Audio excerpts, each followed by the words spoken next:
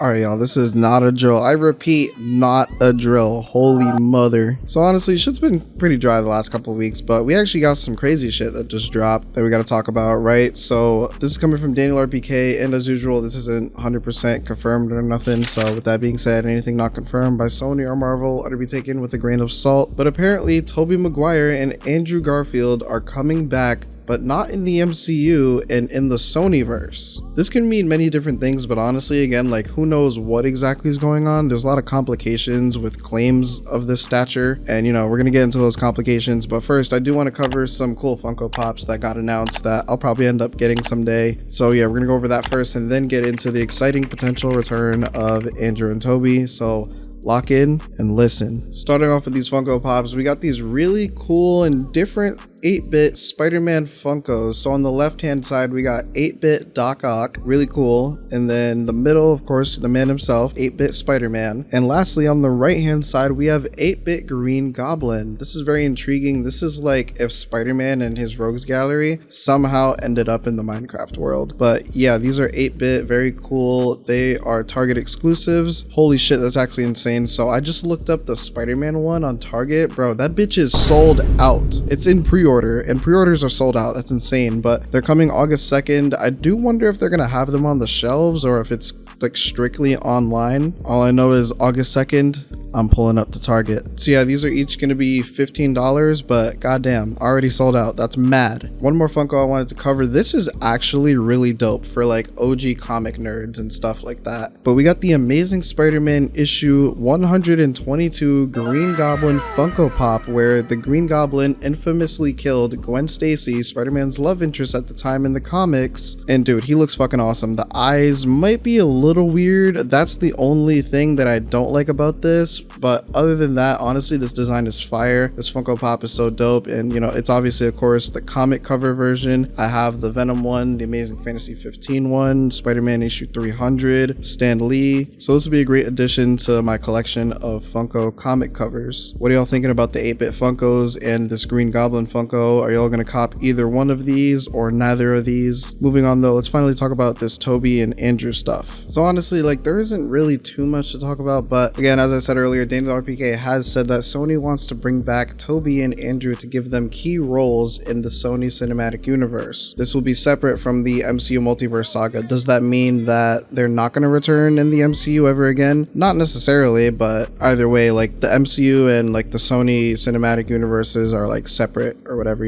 But now we don't know the range of this, whether key roles means they're getting their own movies or if they will just be cameos or what the deal is as far as that stuff goes. But honestly, we have been saying this for a while. Sony, make TASM 3, make Raimi Spider-Man 4. They will make you millions of dollars. At least Tobey's movie will. Andrews, I don't know, but we need that third movie from him though. Honestly, like, if it's a good movie, it'll do good. Speaking of money, let's actually talk about the recent box office numbers for the re-release of Tobey's and Andrew's films. We're not really going to discuss Tom's because people are just using it to hate on Tom, but also as well, they're not really relevant to this. So yeah, but in order from highest box office to lowest box office numbers for Andrew and Tobey's films, in first place we have Spider-Man 2 at 809k. Then we have Spider-Man 3 in second place at 760k. Third place we have Spider-Man 1 at 683k. Fourth we have The Amazing Spider-Man at 511k. And lastly but not least, fifth place we have The Amazing Spider-Man 2 at 500k. So obviously the Raimi movies made more, but I mean, like, come on guys, we gotta give some credit to the TASM films.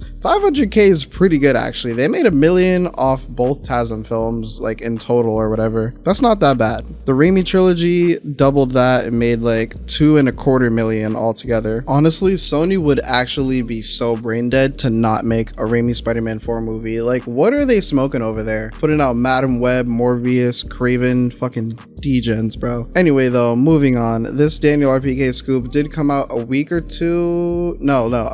after TASM 2. So like a day or two after Homecoming re-released in theaters. So that's interesting timing, I guess. But honestly, if they aren't making solo movies with them, do we even want them back at this point? Because there's no way they won't do anything other than a glorified cameo type shit if they're not making a solo movie for them. On top of that, they would have to involve Marvel either way, because Toby and Andrew have pretty much both said throughout the years that they will do anything Spider-Man as long as Marvel is involved, and this was said that this would be a separate MCU thing. So I don't know, honestly it's not hard, Sony, just greenlight TASM 3, Spider-Man 4 especially, give the directors free creativeness, and I guarantee you will get millions of dollars. They should honestly just fuck around and hire me over there, because this shit is not that hard. But yeah, I think that's it. What do y'all think of this? Do you guys think they will make solo movies for Toby and Andrew, or glorified cameos? I'm calling glorified cameos because Sony just is not that smart. With that being said, I want to hear your opinion, so make sure to comment down below so I can interact with you in the comments. Thank you for taking time out every day to click on this video. If you're new to the channel, I usually try my best to cover confirmations, rumors, leaks regarding Spider-Man media, and whatever else I'm interested in. So if that's what you're interested in, hit the subscribe button. We're on the road to 6K. Don't forget to leave a like if you enjoyed this video, and check out my last upload at the top left. Hope you have had a good day. Hope you enjoyed the video.